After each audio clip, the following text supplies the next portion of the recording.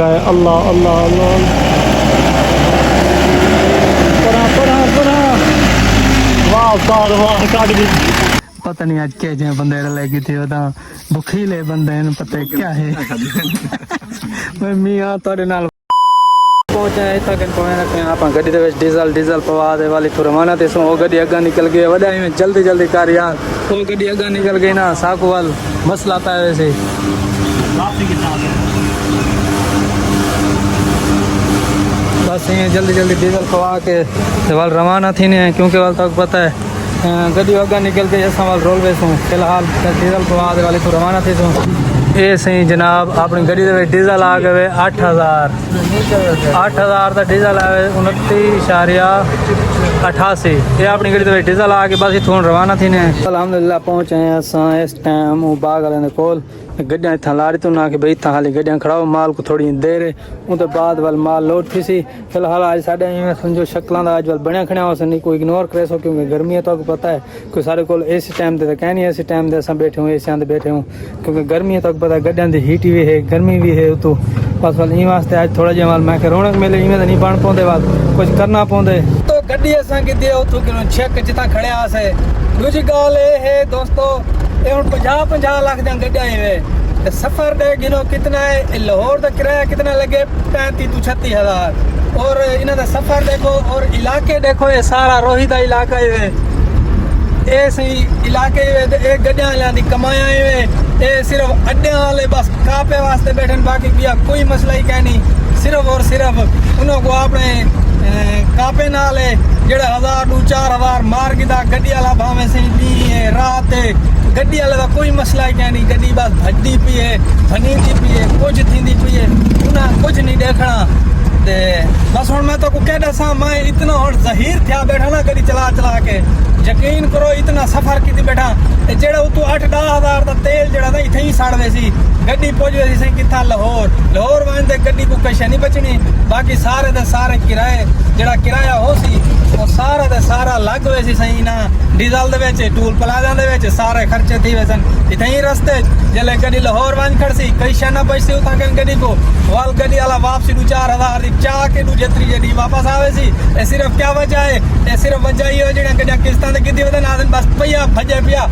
बच्चे कशन आई है किस्तां कटू खड़े ये तो इन्हां दे हाल ही वे ओए अड्डा लो कुछ शर्म करो कुछ कोई गरीबां दे कोल आवन दो कोई उन्हां गड्डियां घेंदा किथन बरल तुसां भी जीवन नहीं मैं देंदे उन्हां को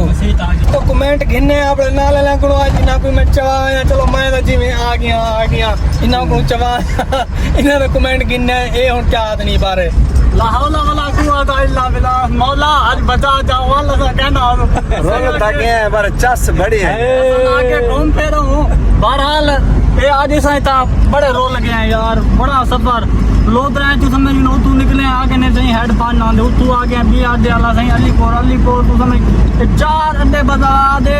150 किलोमीटर सफर करके हाल ही तक अपनी मंजिल ले कह नहीं पहुंचे हाल ही तक माल लोड कह नहीं किया ये देखो रोही इतना तो बंदा नजर ना पे ना बंदा ना बंदे की जात है ये दे दे पे भाई जान लगे हैं हाल ये क्या पता क्या नहीं दोस्तों बेला खैर पहुंचे हैं उठा के नार वाली जगह दे उत्ते वड्डे औखे ही रास्ते को देखो गड्डी लग गई फिलहाल लोड थी नहीं पी वाला तो दिखे ना इतना फस भी गई है गड्डी साड़ी जगह दे उत्ते रास्ता ही वो समा ये सही माल लोड थी ना पे अपनी गड्डी दे अनार लोड थी ना पे तो अल्हम्दुलिल्लाह गड्डी तो कन अद्धी लोड थी गई अद्धी अगा करेसू फिलहाल आज तुसा देखते कि सारी रूटीन आज किवें दोस्त मेरा हाल चेक कर गिनो नेक्स्ट डे अगला प्लान भी बनाई बैठे बैक दोस्तों आ चुके हैं एक जगह तो लोड किते से सामने गड्डी अपनी आई खड़ी है तो हम इतना के हाली देर थोड़ा जिहा माल पैकिंग थी ना पिया ना ते वाल साकू इतना के रेस्ट दा टाइम मिले ते ए तो सही मैं के डफली पेन सही पता नहीं आज के जे बंदे लगी थी वो भुखीले बंदे नु पता क्या है मैं मियां तोड़े नाल वादा मच्छी दा हाथ को खवे सा ये गल कहनी तुसा बेहौसले तो ना थी वो शायद फिरा ना बहुत मरते हैं बेहौसला तो ना थी मियां मच्छी खावे सा हेड दे पुजाने में को कंजा मेरा हाल दा देख गड्डी दा मैं चली बड़ा तुसा दा वेले दूए बंदे वेले बैठे रह गए पिछू गड्डी दा संगा तो हुन गड्डी देखो मैं चलाई वदा सारा रास्ता तो को दिखाया मी कैसा रास्ता है सारा दरियाई इलाका ही दरियाई इलाके दे गड्डी चला दे थक्या मैं बैठा ते महसूस इना को थीना ते चलो खैर है खाओ मैं खाओ बाकी तारी गाल जेड़ी मच्छी ली हो तो खावे सा हेड दे दिल छोटा नहीं करना